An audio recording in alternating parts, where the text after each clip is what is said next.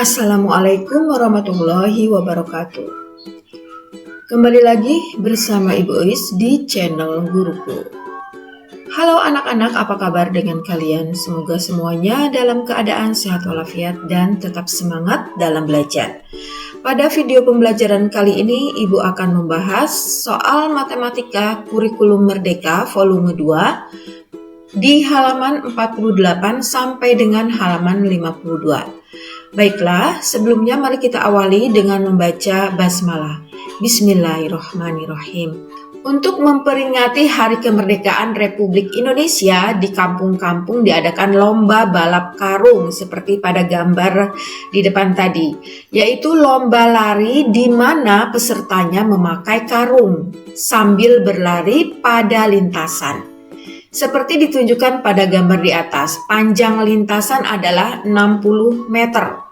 Seorang anak mencatat waktu dan jarak yang ditempuh oleh seorang peserta pada tabel.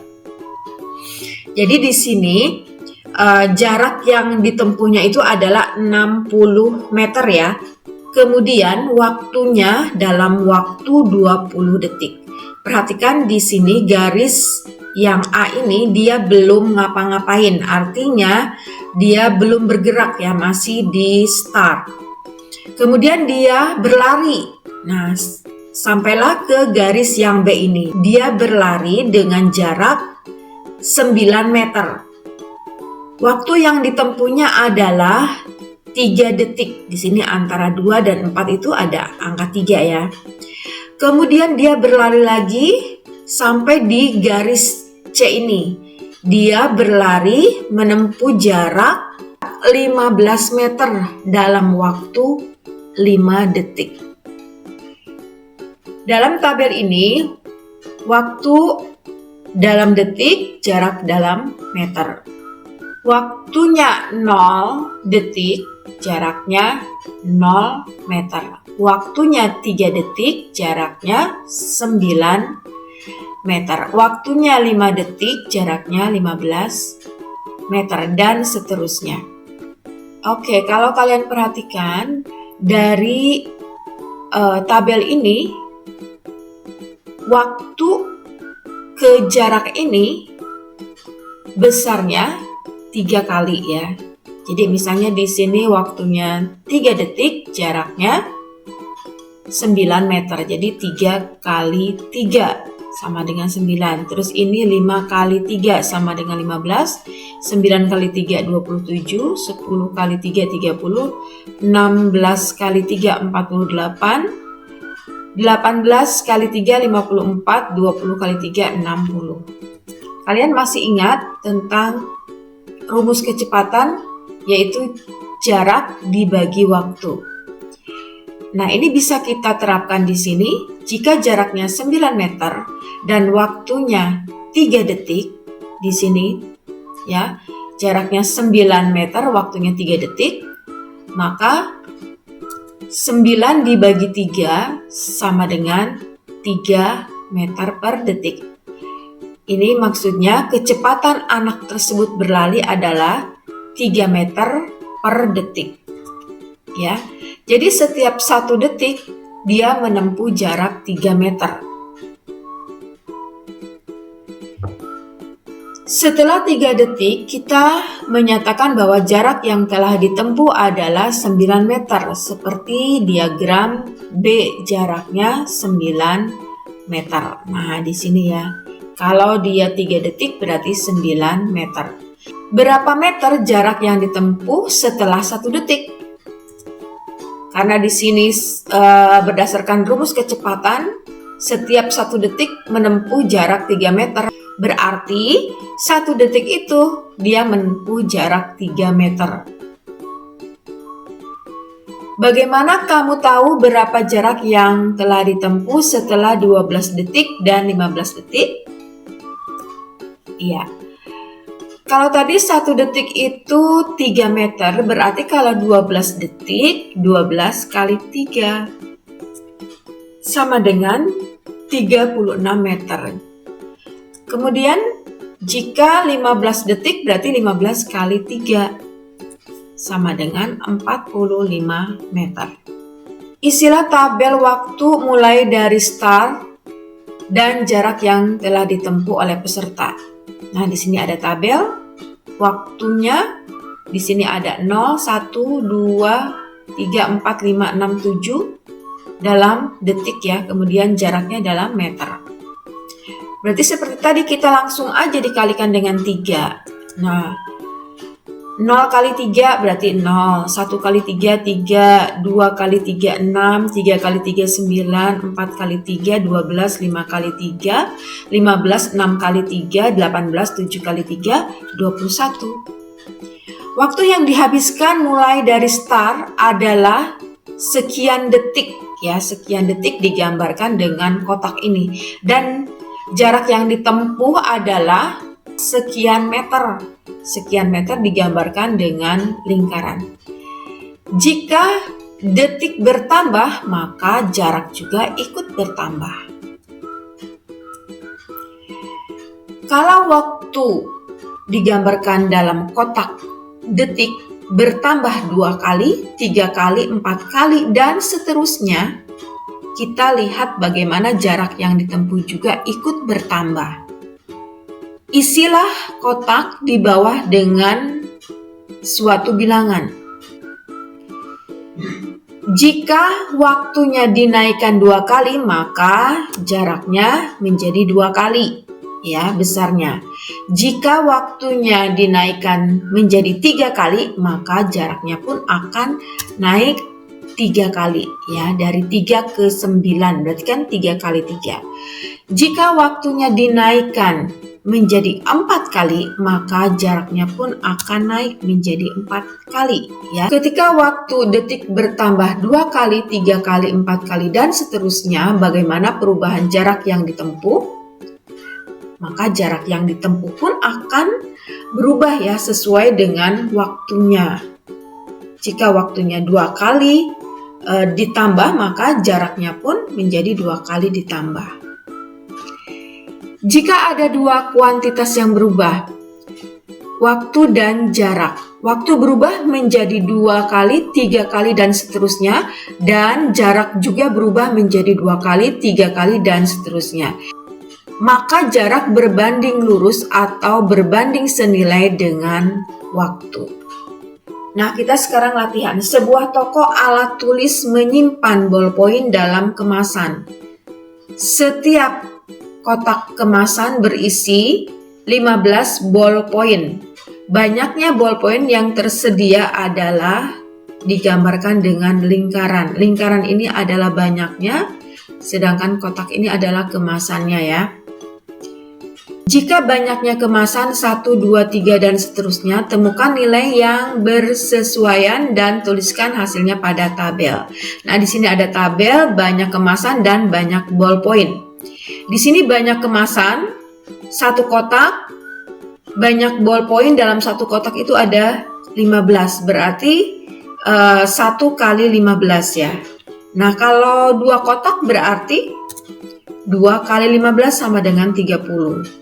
Semuanya dikalikan dengan 15 karena dalam 1 kotak itu ada 15 ballpoint. Berarti 3 kali 15 45, 4 kali 15 60, 5 kali 15 75, 6 kali 15 90, 7 kali 15 105, 8 kali 15 120. Sebanding dengan apakah banyaknya ballpoint? Ya, banyaknya ballpoint sebanding dengan banyaknya kemasan. Nomor 2, ada sejumlah jajar genjang kongruen yang alasnya 3 cm dan tingginya 5 cm. Nah, di sini alasnya 3 cm, tingginya 5 cm. Dibentuk jajar genjang yang lebih besar dengan menggabungkan mereka seperti ditunjukkan di gambar. Hitunglah luas keseluruhannya. Di sini ada jajar genjang, ya, bentuknya seperti ini, kemudian diperbesar 2 kali, ini diperbesar 3 kali. Ya, berarti kalau diperbesar 2 kali menjadi 6, diperbesar 3 kali menjadi 9. Nah, tingginya ini adalah 5 cm, sama ya tingginya dengan ini. Maka luas jajar genjangnya yang gambar pertama ini alasnya 3, tingginya 5, berarti 3 kali 5 sama dengan 15 cm persegi. Gambar kedua alasnya ini 6, jadi 6 kali tingginya 5 sama dengan 30 cm persegi. Gambar yang ketiga ini alasnya 9 kali tingginya 5 sama dengan 45. Nah, ini kalau kita hitung luas keseluruhannya 15 ditambah 30 ditambah 45 itu sama dengan 90 cm persegi. Nomor 1, tuliskan rumus untuk luas jajar genjang ini dan periksalah manakah dua unsur yang berubah bersamaan. Lalu unsur apa yang tidak berubah? Nah, di sini luas jajar genjang itu adalah alas kali tinggi. Sedangkan unsur yang berubah bersamaan adalah unsur alas dan luas. Coba lihat di sini ya. Ini kan alasnya 3, 6, 9. Nah, ini berubah. Maka luasnya juga berubah. 15 jadi 30 jadi 45, ya. Sedangkan unsur yang tidak berubah itu adalah tingginya. Perhatikan di sini tingginya tetap 5. Kemudian nomor 2, tuliskan kalimat matematika dengan menggunakan kotak cm sebagai alasnya dan lingkaran cm persegi sebagai luasnya. Nah, boleh digambarkan seperti ini ya. Ini adalah luasnya. Luas jajar genjang itu adalah alas. Alas digambarkan dengan kotak alas kali tinggi. Nomor 3, tuliskan hubungan antara alas dan luas dari jajar genjang tersebut pada tabel. Oke, di sini alas dan luas jajar genjang. Nah, apabila alasnya 3 cm, karena tingginya itu 5 cm, berarti 3 kali 5 sama dengan 15. Nah, ini juga dikalikan dengan tingginya ya, dengan tingginya itu 5. 6 kali 5 sama dengan 30. Nah, jika alasnya 9 itu luasnya 45, alasnya 12 luasnya 60, alasnya 15 luasnya 75, alasnya 18 luasnya 90. Jadi ini dikalikan alasnya itu dengan 5 semua ya. Mengapa 5 semua? Karena tingginya itu adalah 5. Alasnya ini diperbesar ya. Semakin besar alasnya, maka luasnya pun akan semakin bertambah. Apakah luas jajar genjang sebanding dengan alasnya? Tuliskan alasannya. Ya, betul. Luas jajar genjang sebanding dengan alas karena setiap alasnya berubah 2 kali, 3 kali, 4 kali, dan seterusnya. Maka luas pun berubah 2 kali, 3 kali, 4 kali, dan seterusnya. Penjelasannya seperti ini. Ini kan alasnya berubah 2 kali ya. Dari 3 menjadi 6 itu kan berarti 2 kali. Maka ini pun luasnya akan berubah menjadi 2 kali. 15 ke 30 berarti 15 kali 2. Begitu ya. Nah, sekarang kita ada latihan lagi. Tinggi jajar genjang dinaikkan seperti pada gambar di samping. Nah, ini ada jajar genjang dengan alas 3 cm. Nah, tingginya awalnya 2 cm, kemudian ditinggikan 2 kali lipat menjadi 4 cm, kemudian ditinggikan lagi menjadi 6 cm. Tuliskan hubungan antara tinggi dan luas pada sebuah tabel. Oke, di sini tinggi dan luas jajar genjang. Jika tingginya 2 ya, di sini tingginya 2. Berarti kan alas kali tinggi, alasnya 3 kali 2 sama dengan 6 cm persegi. Ya. Jadi kalau tingginya 2 berarti luasnya 6 cm. Kalau tingginya 4 berarti 3 kali 4 sama dengan 12 cm.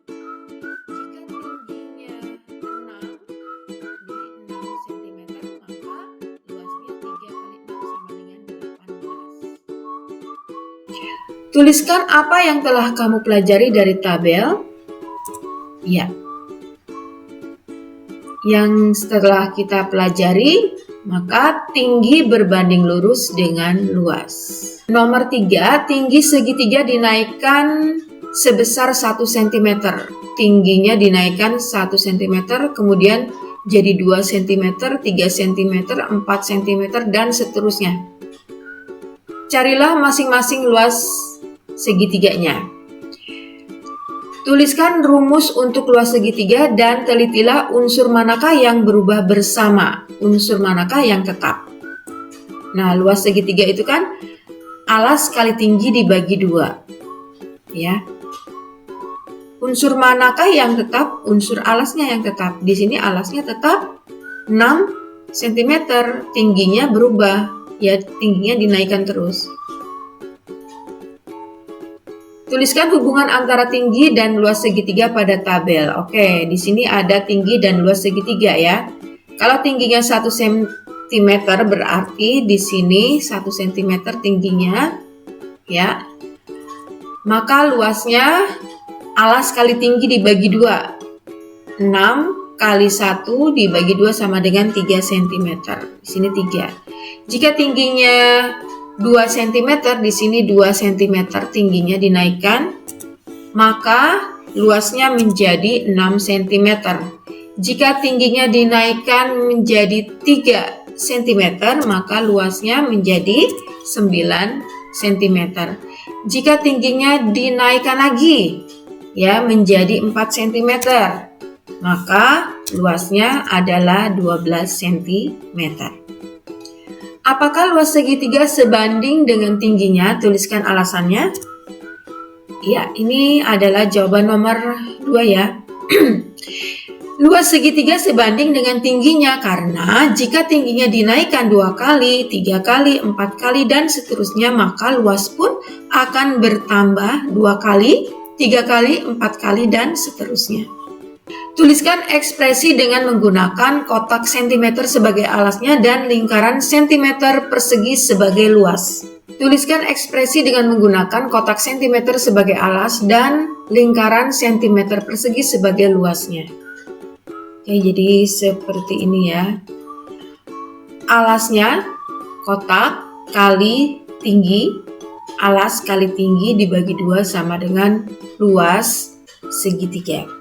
Dengan rumus luas adalah alas kali tinggi dibagi 2 ya. Jika luas segitiganya 30 cm persegi, berapa cm tingginya? Ya, luasnya 30 cm persegi, alasnya tadi 6 ya. Kemudian kali tinggi dibagi 2. Kita mau mencari tingginya, berarti tingginya harus disendirikan.